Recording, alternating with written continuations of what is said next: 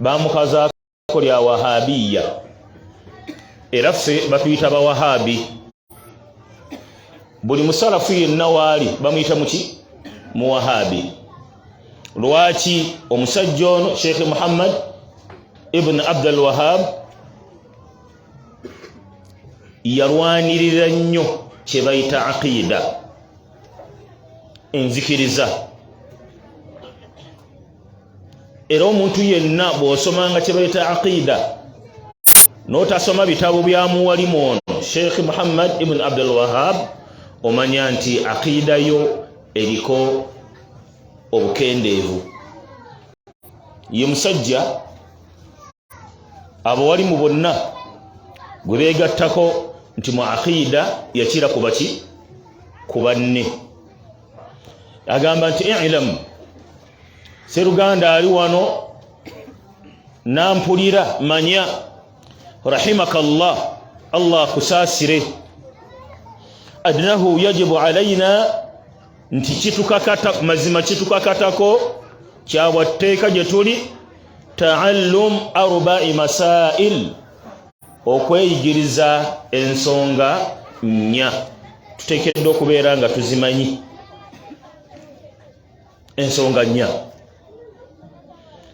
Mu nsonga ezennya esookera ddala al-ula, esooka gy'olina okubeera nga omanya al-ilmu. Olina okulwana okulaba nti oyiga. Oyiga ki? Diini buki? Oyiga ki bannange? Diini buki? Diini Busiraamu. Naye diini Busiraamu eno gye tuyiga bannange okugiyiga si byangu. Oteekeddwa okubaako oyina byeweerekereza eddiini yo n'okugiyiga. Mu bimu by'olina okuleka, tarukul maasi, okuleka okujeemeraani Allah subhanahu wa ta'ala. Abange buli obanga oyagala kuyiga ddiini Busiraamu weewala okumujeemera Allahu tabaraka wa ta'ala, kubanga buli lw'onoomujeemera tojja kuyiga. Imam Shafi'i rahimahullah bwe yayogera ku kigambo irimu yagaa nti al-ilmu nuuru, al-ilmu nuuru wa nuurullah la yu'ta li'aasin. Irimu kitangaala, al-ilmu nuuru, irimu kitangaala, wa ilmullah au wa nuurullah ne kitangaala kya Allah la yu'ta li'aasin, tekiweebwa muntu muki? Mujeemu. Weekubemu ettooki. Bw'obanga eddalasa zino ezitambula ziti ozibeeramu, ez'emiziki ogibeeramu, eddalasa ez'enjawulo ozibeeramu, naye nga toyina kyoyigamu, weebale. Weekoleko kye bayita, abasomesa ffe tukikola nga tusomesa abaana eri, waliwo kye tuyita self evaluation. Twebala. Kibatugamba nti hasibu anfusakum kabla an tuhasabu, weebale nga tebannakubala. Abasomesa eri wano wansi nga tumaze okusomesa lesson, waliwo kye bayita self evaluation. Kwebalamu, byensomesezza bifaanana bitya? Abaana balina bapiikinze oba nedda? Kati ngamba tuwebalemu, bw'obanga oli mu ddalasa ezifaananako bwe zityo zibeeramu bulijjo, otambula wano na wali, naye nga toyina kyokyuka, toyina kyofunamu, kimanye nti olina maasiya g'ogwamu. Allah subhanahu wa ta'ala y'ensonga lwaki akyagaanye okuwa okumanya.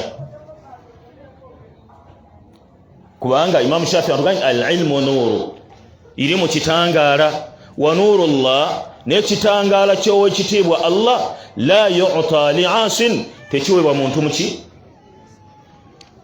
So nga tembigambo ebirala Imam Shafi'i era n'ayogera yennyini n'agamba ti al-ilmu la ya'diluhu shay'un liman sahhat niyyatuhu.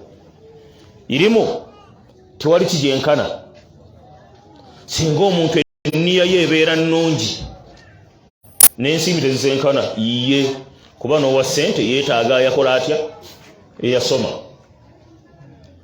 Tulebe bangi abagagga batandise kampuni ez'enjawulo niwe amala ogitandika netandika okubeera nga it is progressing etambula, atandika okunoonya abaki abayivu bajje bamukolere muki mu kampuni, anaabala ebitabo bye ateekedda kubeera muyivu, sibe buli baseruganda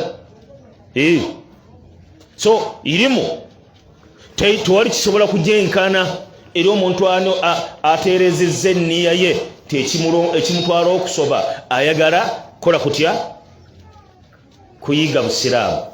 Kyava ayongerako n'agamba nti tolaba omusajja oyo irimu eno obutenkana kintu kirala kyona otabaawo kirina kyona kijenkana, tolaba nti yanuye rafu ljahali an nafsihi, ye yennyini bw'agenda okusoma amalirira okwejjako ye obutamanya, wa an ghayrihi ne banne, ye yennyini ayagala yejjeko obutamanya ne banne.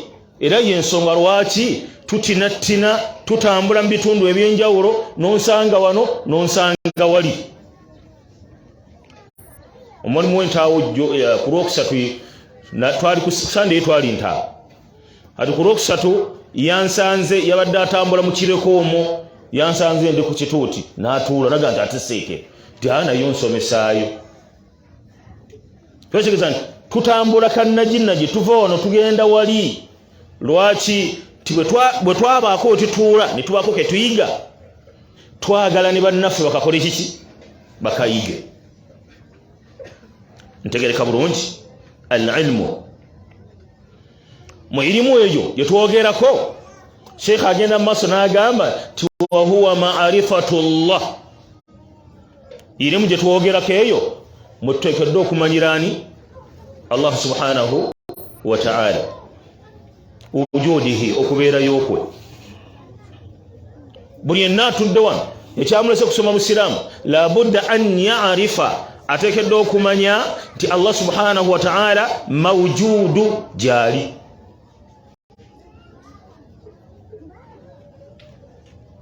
Al-ahadu ali bwaki ali bwannamunigina. Lam yalid, Allah tabaraka wa ta'ala gwe twogerako tazaala. Walam yulad, ayitakola atya tazaalibwa. Walam yakun lahu kufuwan ahad, tayina kintu na kimu kyenkanankana nakyo. Bannaffe be tuwangaala nabo bawulira nga boogera ebigamba balina kavasi tebatera okusoma nti let us create a human being in our own image, tikatutonda omuntu mu kifaananyi kyaffe mu Katonda ye yabyogera. Naye gwe tusinza rabbuna yagamba nti tayina kyafaanana, laisa kamithilihi shay'un wa huwa as-sami'u al-basir.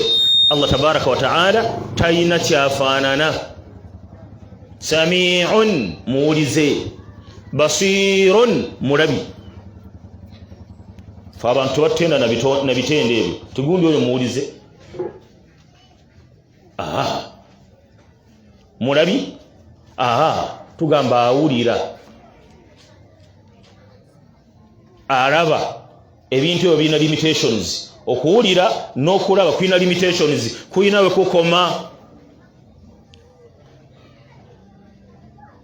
Omuntu ali wano ne bwe babeera bano abandi mu maaso abavubuka abato bano,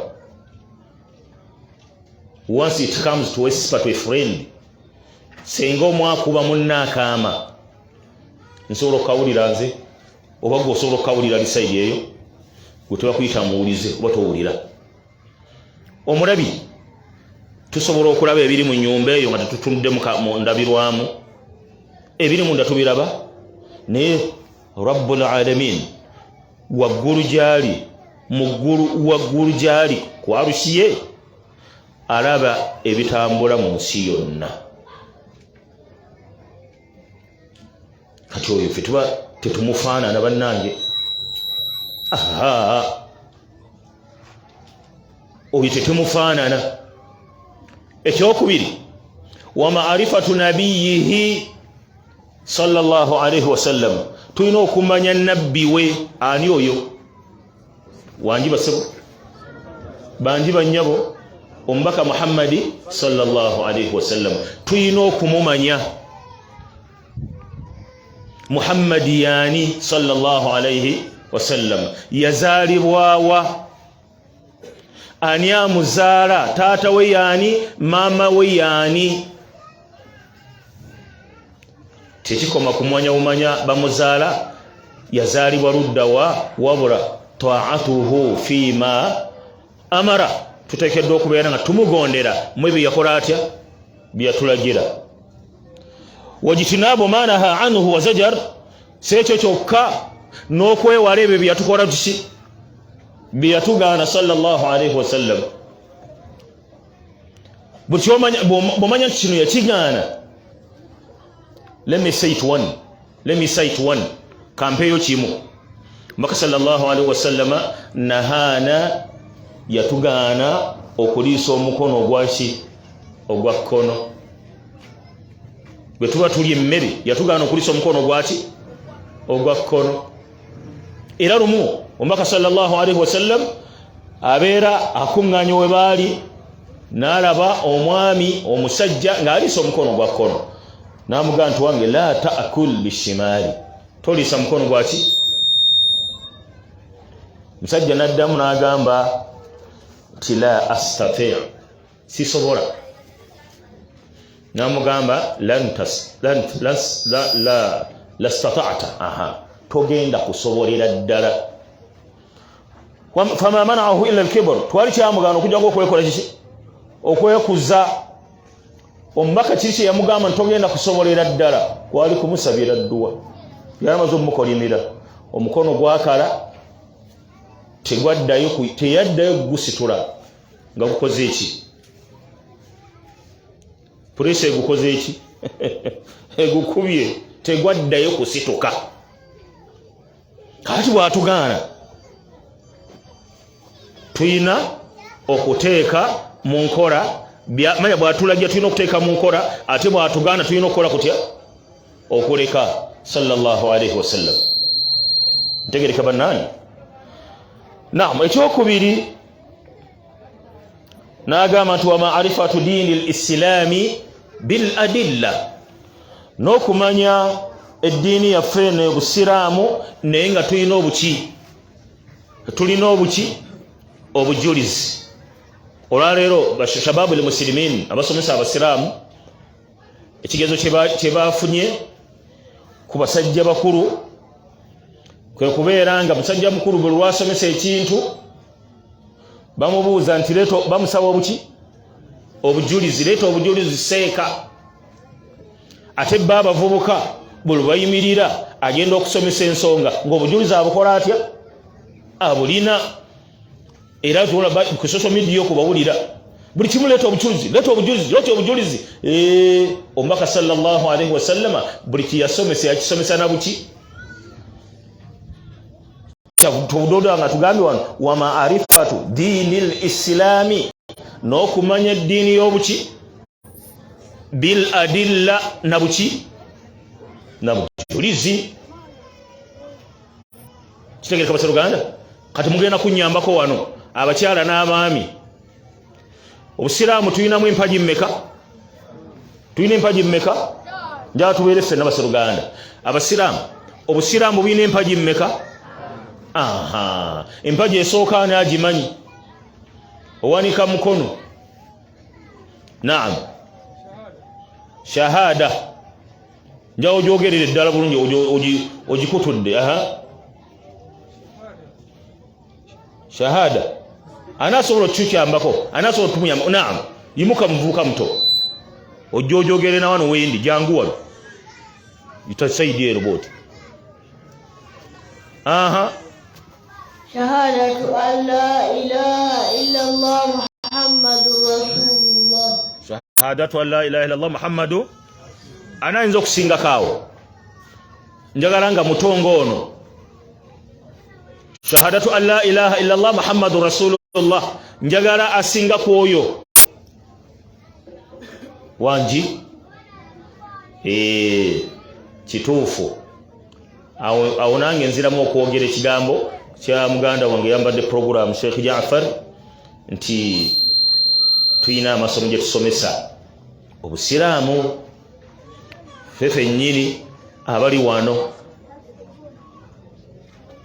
kamuli muzirimu madrasatu Iqra Foundation eyo ensomeseza ddala okuva ku makya buli lunaku paka saawa 7 olwokutaano nembavaako saawa 4 olwokutaano. Abdurrahman ibn Auf Kasawo nze chairman management committee era ebyo tubisomesa bulungi naye obutamanya nnyo budde shahadatu an la ilaha illa Allah wa anna Muhammada rasulullah okukkiriza mwoyo n'enjatuza n'olulimi tewali kisinzibwa mu butuufu bwa kusinzibwa okujja kaani Allah. Abange eyo empaja eriko obujulizi bwe njagala mmwe abawangadde mu busiraamu mugimpe anaatuwa obujulizi bw'empaja eyo esooka shahadatu an la ilaha illa Allah wa anna Muhammada rasulullah.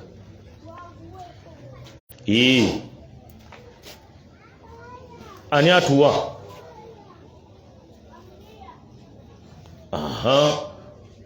Naam, fadhal Sheikh. Aya ya Qur'ani hadithi obujuzi wotuwa aya ya Qur'ani oba hadithi wangi otwadde hadithi mbadde njagala kusooka ya Qur'ani njagala kusooka ya Qur'ani bwe mutagimpa nange sirina gibawa naye nyina bbawa homework. Naam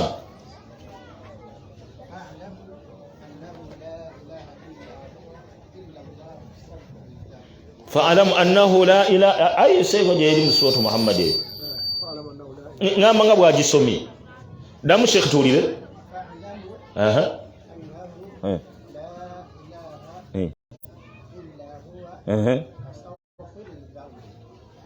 bwetubwire musura fa'alam annahu la ilaha illa Allah wastaghfir li dhanbik eyo yeri mu suratu Muhammad sibe gulise Buganda.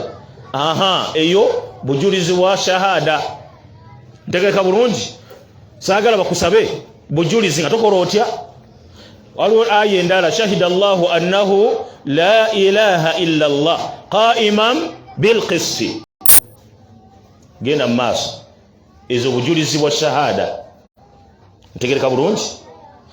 Empaji eyokubiri iqamu sala anatuwa obujulizi bwo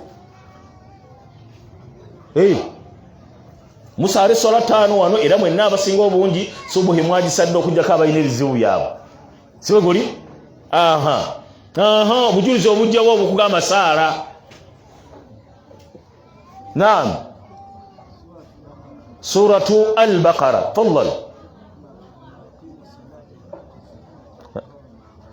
أقيموا الصلاة وآتوا الزكاة واركعوا مع الراكعين بارك الله فيك. سورة البقرة ميميرزه والسورة متولي نجيتي واركعوا مع الراكعين أتم كتامنا أباكوراتي نابا كتاما السورة نايه ود bujulizi ndozo biraba baseruganda tugende kumpaje yokumeka kahati bwaba kubakuletera bole zinga tobimanyi omanyo nto ine kizibu empaje yokumeka eyokusatu bagiyitaani bannange azzaka katunzo gamba nti naye kale yegendedde wali ntegereka bulungi. Empaji eyokuna bagita swawumu Ramadhani kubanga eri karibu emyezi giri ebiri esatu ejibulayo tusiibe. Anaatuwa obujulizi bw'okusiiba oli musiraamu nti ye mugenda kusiiba Ramadhani oyina obujulizi nawulya seeka semfuka yabyogera ate ffe jjukira tuli bajungute taata waffe yali musajja musiraamu ne maama musiraamu ffe tukuze tusiiba. si byebyo oteekedde okubeera nga osobola okuyimirira n'olambika enki ensonga gye bakubuuzizza. Naam, abakyala okusiiba, abakyala mwe muba mumpa obujulizi. Naam, muwala wange kikoze bulungi akazimanyi kikoze bubi akazinda tekatuukayo twali bali tuwulira. Naam, katuwulira abali abo bajja kuŋŋamba.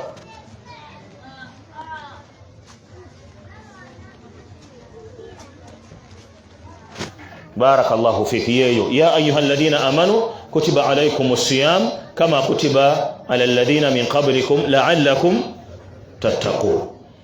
Kyabulabe nno okubeera nga omusaada seka muge kubeera nga omusaada yakasiibe ebisiibe ebisuka mu 200 naye nga talina bujulizi, tamanyi olwakubanga taata asiiba ne maama akola kiki, n'abasiraamu alaba bonna bakola batya, basiiba naye talina bujulizi, tamanyi na gye busangibwa. Ati abaami mumbuulire obujulizi obwo busangibwa luddawa? Sorry, abakyala bujulizi obwo busangibwa luddawa? Mukyala mwalimu nedda, njagala mulala. Mukyala chairman gowa yawanisa omukono ayo atokodde okuba njagala yo omukyala omulala, omukyala omulala. Mbafaananidde bubi, temwagala kunyanukula wangi aye sajja ebyebyerevu ebyeru ebitulemeddeko. Amma abaami mwanukule, aya eyo esangibwa luddawa. Waliwo abaana batuwana bawanisa emikono, saagala kubawa mukono nga abasajja bakulu wemuli sorry. Wangi. Naam, suratu al-Baqara, suratu aya yakumeka, aya yakumeka.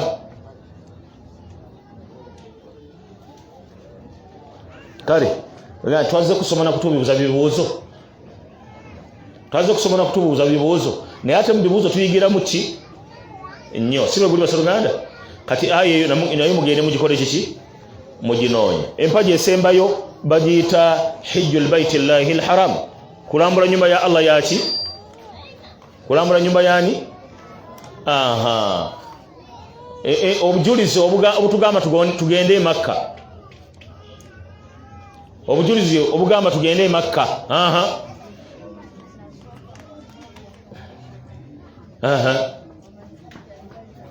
Aw i'tamara fala junaha. Barakallahu fik. Imuka musajja we. Osomera luddawa? Asomera ku asasul islami.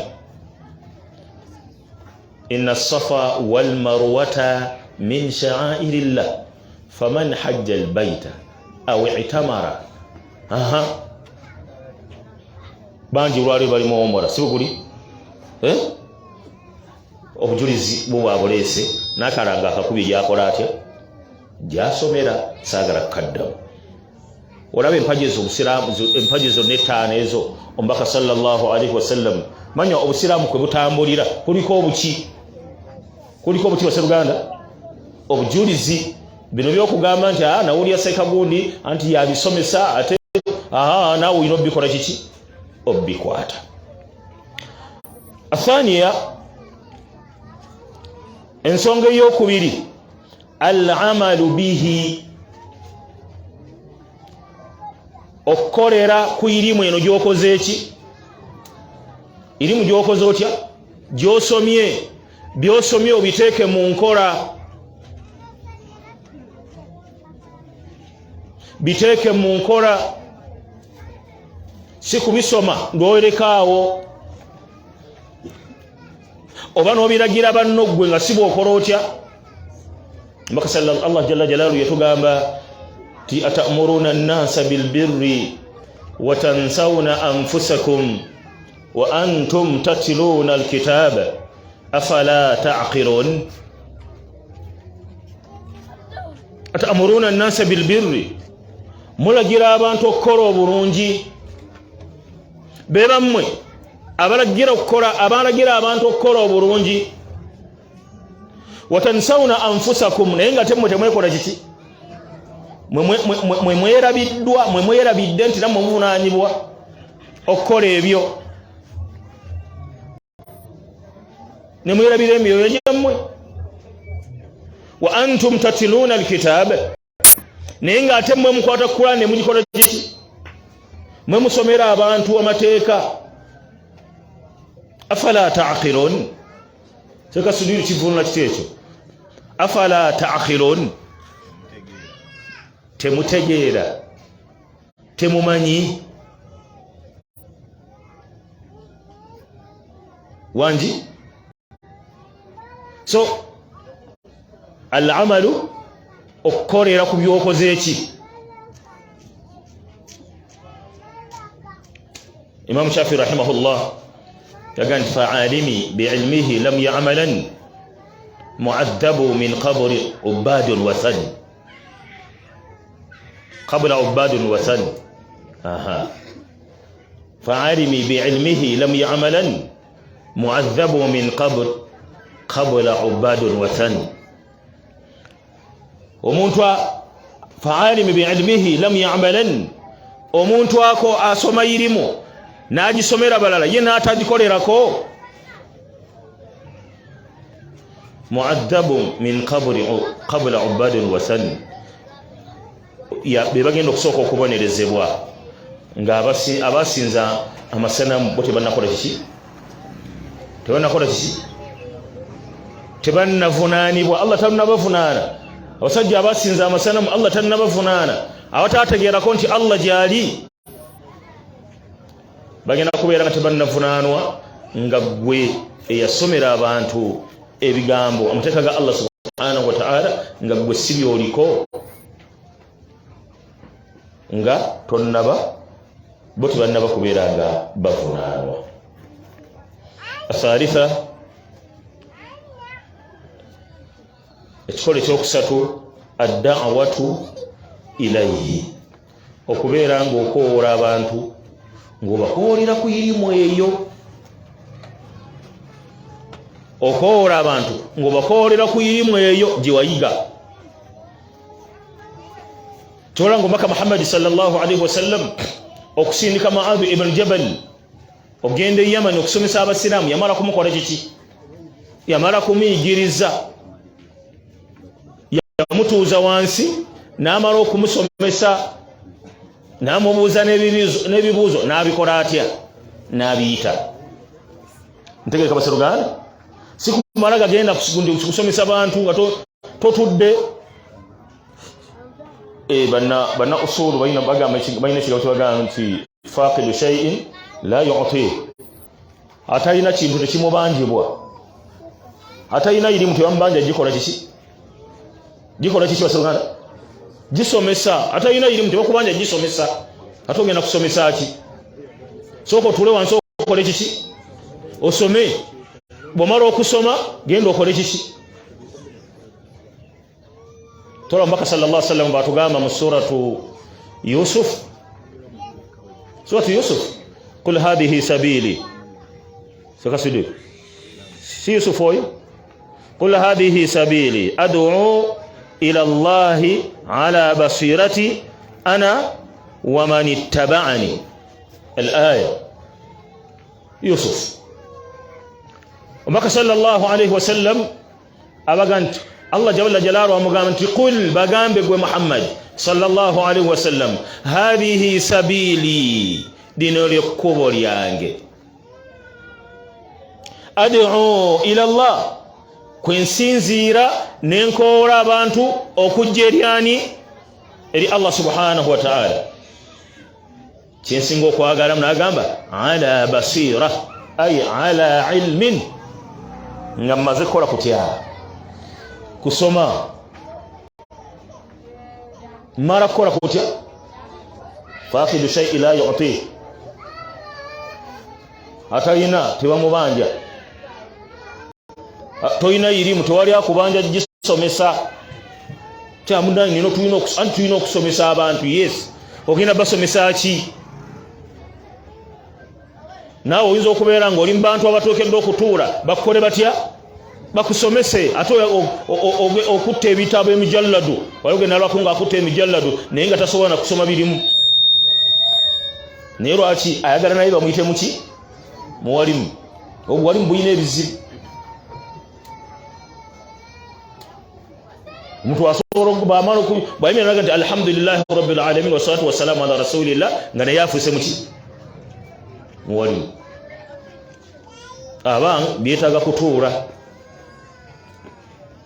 mu mbeera efaananako bwetyo wenkubiriza abawalimu bannange omuwalimu ateekeddwa okubeera ng'ayina waafukamira n'asoma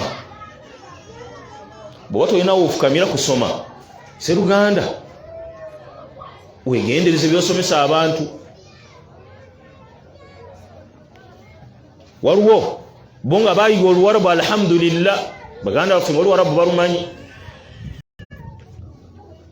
nalaba yalowooza teyeetaaga kutuulako wansi n'akola atya n'asoma n'ebiseera ebisinga obungi by'osomesa bibeerako question mark nga tolina w'otuula anti omumanyi omu yagamba nti man ja'ala kitabahu muallima kathura khata'uhu man ja'ala kitabahu muallima omuntu afuula ekitabo kye nga ye muwalimu we yamusomesa atalina waatuula kugamba ku mwalimu nti wange kino kiri kitya kino nga mbadde nkitegedde bwe nti kigamba kitya gwe n'ofuula ekitabo kyo nga ye muwalimu kubanga wabigula bingi obiyinaawo kathura khata'uhu omuntu afaanana bw'ato ensobi ze ziyitirira ekitabo kasi okifuula muwalimu wo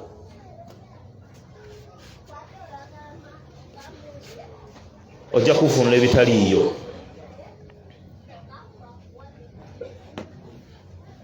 ebiseera ebyo nayina omuwalimu wetufukamiddeko gye bujja ajja kujja wano insha allahu taala musuubira tusoma ekitabo kyeweta arrakiza kitulaganga amakubo ge tuyitamu okuvunula ekitabo Qur'an naye yatulaga ebyenjawulo era tulaba ebyewuunyisa nduga nti mukituufu kyetaagisa okubeera nga tulina we tutuulako ne tufukamira ne batuyitiramu waliwo aya neerabidde weeri naye ngaeriga nti wa muraatuhu qaima falahikat omuntu amanyi oluwarabu asobola okuvunula n'agamba ne mukyala we yali ayimiridde n'aseka kubanga amanyi oluwarabu allah kukitegeeza kuseka ne mu Qur'ani si yali akola atya kati gwe bw'oneesomesa ebifaananako bwe bityo bingi ojja kubivunula nga obivunula mu mbeera gwe gy'otegedde naye nga madhumunu risaala allah kye yali ategeeza mu ayi si kyokoze eki yayogerako omu ku bannabbi ba allah eyawangaala ne mukyala w'emyaka mingi ye yenyini nga tazadde omukyala tazadde n'omwami tazadde talina mwana naye bwe yayitiriza okusaba allah subhanahu wa ta'ala omukyala we lumu yali ayimiridde falahikat ay fahadat n'agenda mu nsonga emyaka alina 8 omukyala yalina emyaka 8 falahikat ay fahadat n'agenda mu nsonga naga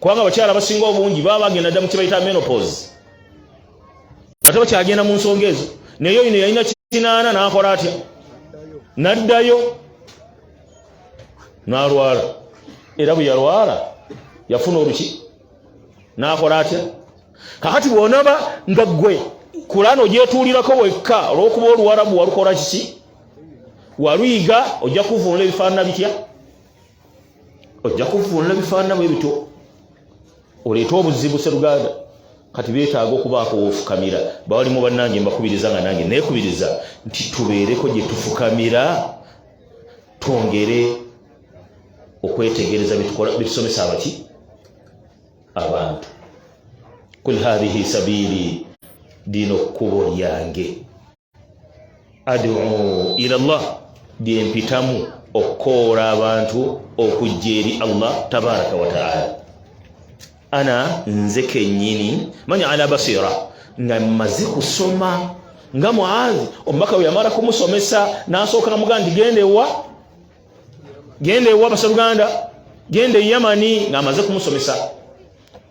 Wa amma bino byokubeera nga tuzze wano naku 3-2 ne tubayitiramu nko kuyirimu tubasomesa ko mpola awo tugenda okugenda ate ku muzikiti oguddako wali kuhijira nga nawe ofuuse muwalimu bifu ennaku 2 sebo nawe otuuse wali kati nawe oli muwalimu osomesa bifu. Irimu eweebwa akaki akaseera ate yakuddiringana al-istimrar kujiddiringana kuba si byangu ntegeka abe bitiibwa.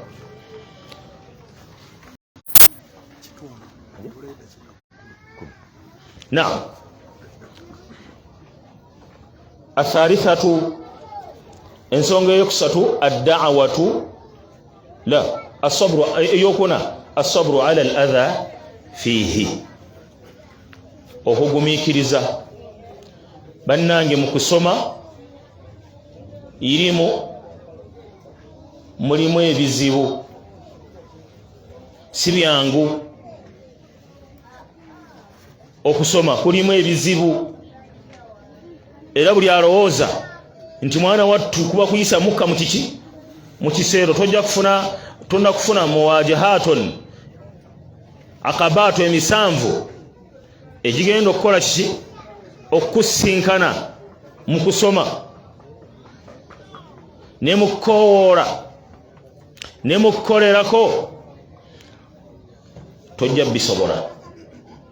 Otekedde okubeera ng'okimanyi nti irimu eno mulimu ebiki mulimu oyinza okubeera ng'omusomesa akusomesa musajja muzibu si mwangu olina omugumiikiriza. Ate naddala okusoma kuno okwekiki okwekikulu kuzibu bannange kuzibu naye nga tulina okubeera abagumiikiriza. Waliwo tugenda tulina olwomukaaga olunaku lwe tusoma olwomukaaga omwalimu n'agamba nti olwaleero tugenda kusoma paka ku ssaawa 10 tuva ku ssaawa ezi 3 omulala omwavaamu omulala akola ate ayingira. Era jona natuuseewo okumanya programu bwetambula natuuseewo ku ssaawa zaade 12:00 ngamba mu kusoma naye omala kino ekitabo nakwata kino omala kino nokwata kino omala kino nakyo jo nebaseemu okole mu kirasi ninga muteeka ndikangalamire mu kumpulira nfa tekedde okuba nga okusobola okugumiikiriza.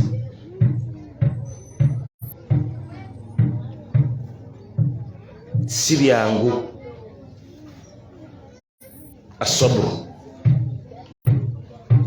obugumiikiriza otekedde okubeera nga osobola okugumiikiriza. Wadalilu qawluhu ta'ala nakyo kiina obujulizi Allah subhanahu wa ta'ala yatugamba ti bismillahir rahmanir rahim wal asr ndayidde omuki omulembe innal insana mazima buli muntu lafi khusr agenda kubeera mukola kutya mukufaafaganirwa illa alladhina amanu okujjako abo bakola batya abakkiriza wa amilu salihat ne bakola emirimu emiki emirungi oba emituufu. Wandi waliwo emirimu emirungi n'emituufu. Kubibira ekituufu kyeki emirimu emiki kubanga omulimu guyinza okubeera mulungi naye nga si mutuufu. Ntegeka bulungi osaluganda wali emirimu emituufu manya emirungi naye nga si miki so nga ate buli mutuufu gubeera mulungi. So tulina okwegendereza. Allah bali batuwadde akaseera tujja ntulambulula emituufu n'emirungi gyegirwa. Watawasaw bilhaq bwe bamala okubanga balaamiganye bakoze ebifaananawo betyo ne balaamirigana okuwangaalira ku maki okuwangaalira ku kibannange ku mazima mbalaamira nga nange neeraamira abange alaikum bitariqi lhaq mbakubiriza okubeera nga olubeerera tuwangaalira ku kkuba ki ettuufu ery'amazima. Sheikh yali ayogera ku kigambo ekyo yagamba nti wala tastawhish alaika bitariqi lhaq walau kunta wahdak, lwanirira nnyo okubeera ku kkubo ettuufu ery'amazima. Wala tastawhish, tokwatibwanga ekibuubaalo liqillati saaliqiin, eri abatono abali kutte. Mama nga ffe tuli batono ate bali bangi. Ani akugamba nti amazima gabeera nabaki nabangi? Umar ibn al-Khattabi radiyallahu ta'ala anhu lumu nga mmaliriza, Umar ibn al-Khattabi radiyallahu anhu lumu yatambulako n'agenda mu katale, fawajada rajula, n'asangayo omusajja.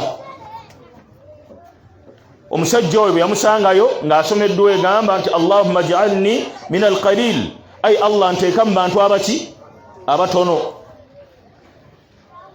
Umar ne yeewuunya. Umar ibn al-Khattabi radiyallahu anhu eddwa eyo yali tagikola nga kiki, ne gwe twogerako khalifatul mu'minin, yali omukulembeze w'abakkiriza, ng'eddwa tagiwulirangako, yawangaala n'omubaka Muhammadi sallallahu alaihi wasallam, tawuliranga ku ddwa egamba nti Allahumma ij'alni min al-qalil, ay Allah nteeka mu bantu abaki abatono. Umar n'ayogera ekigambo n'agamba nti aba ki eddwa gy'osoma nga sigiwuliramu, kiki ky'ogamba? N'amugamba alam tasma'u qawla Allah, tawuliranga kigambo kya Allah yagamba wa qalilun min ibadiya shakur, timbaddu ba Allah batono nnyo abeekola batya abeebaza. Walakinna akthara an-nasi la ya'qilun, abasinga obungi mbantu tebakola batya. N'agenda asoma ayati ezaki eziraga obulungi bw'abantu abaki abatono. Umar ibn al-Khattabi radiyallahu anhu n'agamba kullu nasi afqahu min Umar, abantu bonna bakakensa bategeera nnyo n'okusinga ani Umar. Kiki kyentegeeza nti Imamu Maliki rahimahullah mu bigambo biri bendegedde nti alaika bitariqi lhaq, weekwate nnyo ku kyebayita maki walau kunta wahdaka, wadde osigadde bwaki bw'omu. Ekigambo ekyo yatulabiranga agamba nti beera ku mazima wadde osigadde bw'omu. Wala tastawhish, tokwatibwanga ekiki ekiwubaalo. Ti mama nga ffe tuli batono, tokwatibwanga kiwubaalo. Kasooka kasanga nti goliko gemaki ge mazima. Naga nti wa iyyaka bitariqi al-batil, ate weewale nnyo kye bayita bukyamu.